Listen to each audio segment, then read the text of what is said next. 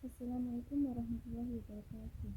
Kita di sini saya akan mempresentasikan tentang ilmu hadis, yaitu tentang aspek kuantitas rawi dan skema sanad hadis dalam pembagian hadis. Hadis mutawatir. Mutawatir secara kebahasaan adalah isim fa'il dari kata at-tawatur yang berarti at-tatabut, yaitu berturut-turut.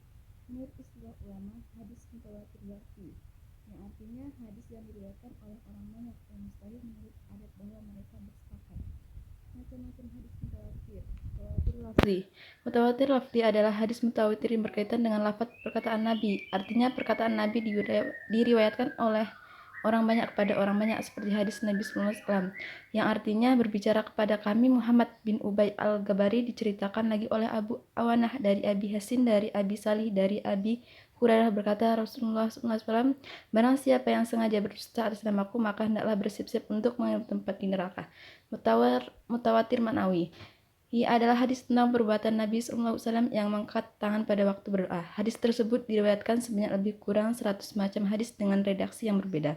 Kendati pun hadis-hadis itu berbeda redaksinya, namun karena semua pesan yang terkandung masih mempunyai kadar musyrak titik persamaan, yakni keadaan Nabi mengangkat tangan pada waktu berdoa, maka hadis-hadis itu disebut hadis mutawatir maknawi.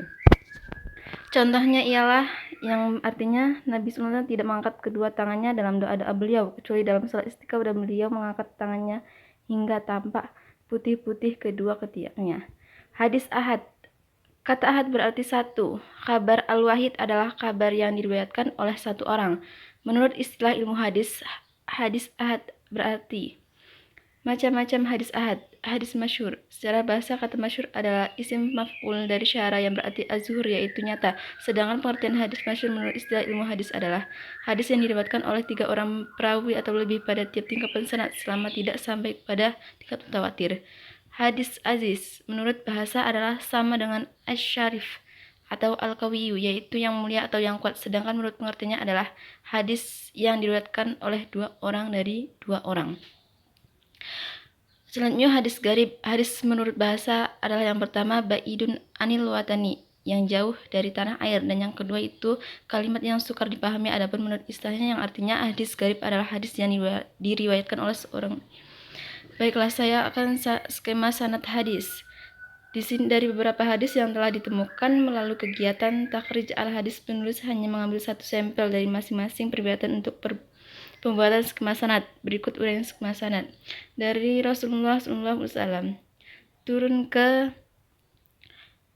Aisyah, lalu ke Jabir, lalu ke Abi, lalu ke Urwah. Selanjutnya turun ke Abi, Hisham. Habis itu dari Aisyah turun ke Atta, Malik, Yahya.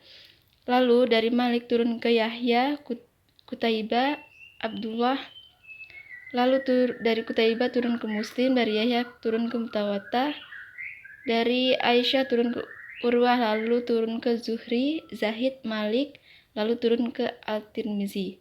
Lalu dari Rasulullah turun ke Abi, lalu turun ke Hasan, Yunus, Hamadu, Kutaibah, dan An-Nasi. Lalu dari Jabir itu turun ke Atta, Malik, Yahya, Ahmad, Sunan Abu Daud, Yusuf, Abu, dan Sunan Al. Lalu dari Malik turun ke Abdullah dan turun ke Bukhari. Baiklah, terima kasih. Sekian dari saya. Lebih dan kurangnya saya mohon maaf dalam mempresentasikan tentang Maqul Ulumul Hadis. Sekian dari saya. Wassalamualaikum warahmatullahi wabarakatuh.